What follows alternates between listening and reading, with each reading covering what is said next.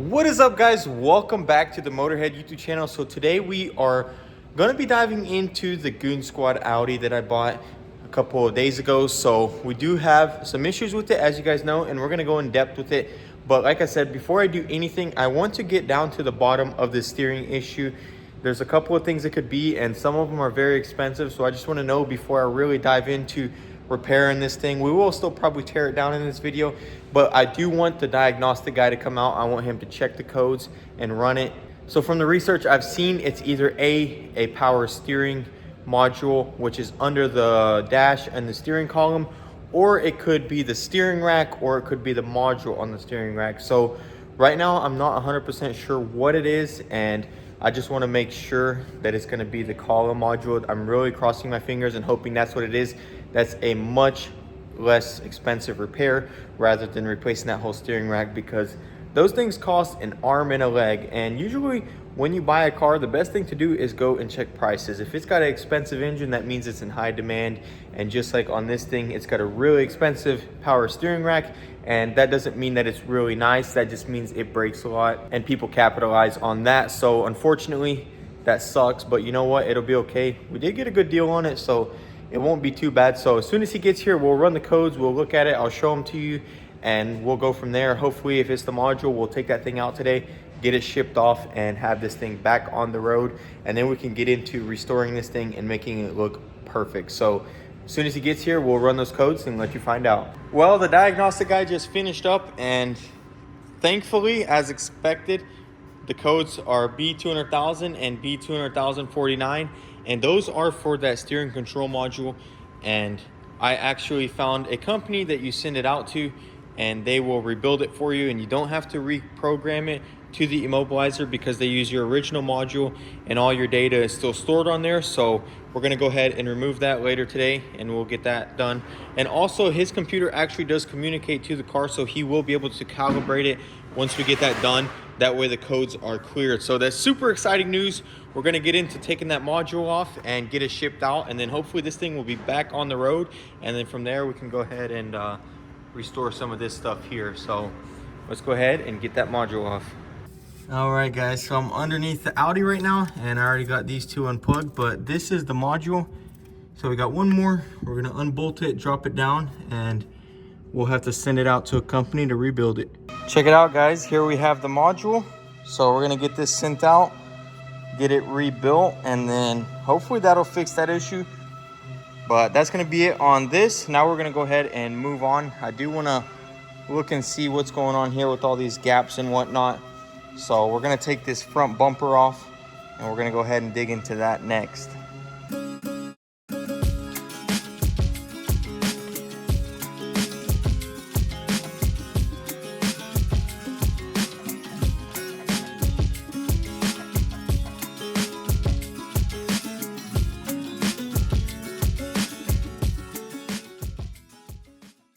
Check it out, guys. So I got the bumper off, and then I put it back on. I was trying to see if I could fix this gap, and I actually got it to line up really nicely. As you can see, it's still going to need a little bit of work, but we are going to be reshaping this bumper when we repaint it. I do see a lot of imperfections on it, but other than that, as you can see, this side too, right here, it does stick out a little. What I think I'll do is get it as good as I can and then kind of just shave it down a little.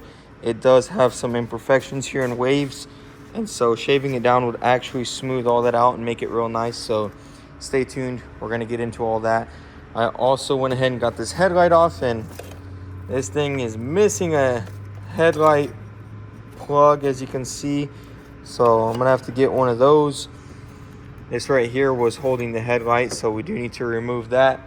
And then I do believe they sell a headlight repair kit with the tabs. As you can see, this is the tab that was on there. So we need both of these tabs.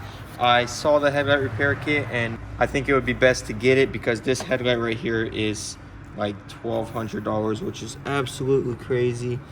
Doesn't look like the lens is busted anywhere. There's just a little bit of imperfection here, but I think I can sand that and clear it, and whatever's left, I'll just live with it. I did not want to spend that much on a headlight. These things do look super sick though, as you can see. So we'll restore this headlight, get that tab kit, replace those tabs. That way we can get rid of this right here and have it bolt down This one's missing the bolt. I thought it was broken at first, but it looks like it's just missing the bolt. So we are gonna have to go through and go over everything. We do need some undercar shields and whatnot. And then also for these right here, it looks like it's just missing the headlight housing bracket. So I think we'll be able to fix all these gaps with these right here, which I'm really happy with that. But once you get this bumper off right here, I'll try and do it while on camera. Hopefully I don't break nothing.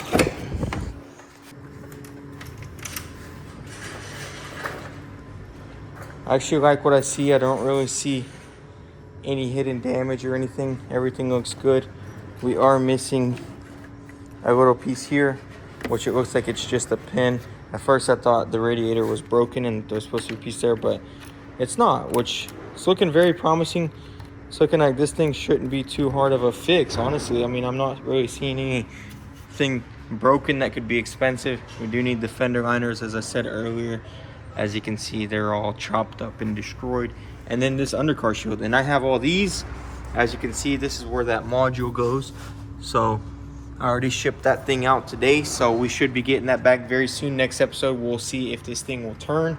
And also another thing is, I do want to order the little black piece that hides the rebar in the grill, just to make it look a little more clean, and then just clean it all up. But yeah, that's looking really promising. We're gonna move on over the car. Oh, also another thing, this hood right here is the wrong color underneath, so we will need to take that apart and we will need to paint that black. So that's another thing under there. But other than that, that's pretty much it on the front end. As we go over the car, there are a lot of dents everywhere. In particular on this quarter panel, there's a couple. And then the biggest one that I saw is here on the roof somewhere, right there. So as you can see, pretty big dent on the roof. I really don't want to paint any of this stuff, so my PDR guy is going to come out here. He's going to get all the PDR work done for me, and hopefully it'll go smoothly. So stay tuned, guys. We'll get all this done. That way we don't have to paint any of this. I want as much original paint as possible in this car. I think if we just PDR this stuff and get it all straight, we can buff out the paint and save it all and just get away with painting this front end. Another thing is this hood right here.